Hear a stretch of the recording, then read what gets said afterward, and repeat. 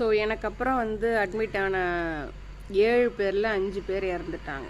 So அவங்க வந்து வலியோடையும் உயிர் பிழைக்க மாட்டோமா அப்படின்ற ஏக்கத்தோடையும் எப்படியாச்சும் காப்பாற்றிட மாட்டாங்களா அப்படின்ற நம்பிக்கையோடையும் இருந்த அவங்களுக்கே தெரியாமல் அவங்க உயிர் பிரிஞ்சிருச்சு. ஸோ அதை நான் நேரில் பார்த்துருக்கேன். பட் அதை பார்த்துட்டு திரும்ப நான் பிழைச்சி வந்துட்டேன். ஸோ இப்போ பிழைச்சி வந்ததுக்கு அப்புறமேலுக்கும் எவ்வளவோ பிரச்சனைகள், கொஞ்ச நஞ்ச பிரச்சனைகள் கிடையாது, நிறைய பிரச்சனைகள் உடல் வழியாகவும் அதே மாதிரி நம்ம மனசு வழியாகவும் காயப்படுத்துகிற பிரச்சனைகள் நிறைய வந்துச்சு தான். ஏன்டா பிழைச்சி வந்தோம், இதுக்கு நம்ம செத்துருக்கலாமே அப்படின்னு நினைக்கிற அளவுக்கு நிறைய பிரச்சனைகள் வந்துச்சு தான்.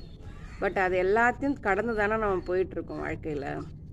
ஸோ நானும் அதே மாதிரி தான் கடந்து தான் வந்தேன். இன்னைய வரைக்கும் போராடிட்டு தான் இருக்கிறேன். இன்னைய வரைக்கும் எனக்கு என்ன வேணுமோ, ஒரு பெண்ணாக எனக்கு என்ன வேணுமோ அதுக்கான விஷயங்களை எதையுமே விட்டு கொடுக்காம நான் இருக்கிறேன் நான். ஸோ நான் அவங்கள்ட்ட கேட்டுக்கிறது இதுதான், லைஃப்பில் வந்து செகண்ட் சான்ஸ் அப்படின்றது யாருக்கும் ஈஸியாக வந்துடாது. பட் வந்துச்சு அப்படின்னாக்கா அது ஏன் வந்துச்சுன்னு புரிஞ்சுக்கிட்டு அந்த சான்ஸை நீங்கள் பயன்படுத்திக்கோங்க என்ன மாதிரி. ஓகேங்களா?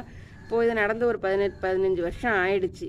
ஸோ சப்போஸ் நான் இறந்துருந்தேன் அப்படின்னாக்கா கவிதான்னு ஒருத்தர் இந்த உலகத்தில் யாருக்குமே ஞாபகம் இருக்க போகிறது கிடையாது இந்த இடத்துல.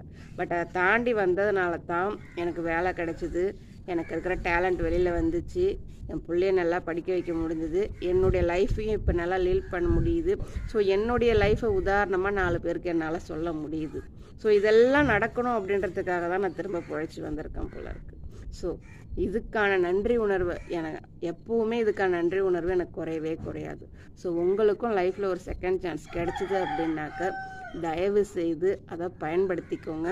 எந்த ஒரு பிரச்சனைகள் வந்தாலும் தாண்டி வெளியில் வந்துட முடியும். உங்கள் மேலே உங்களுக்கு நம்பிக்கை இருந்து ட்ரை பண்ணி பாருங்கள். All the best.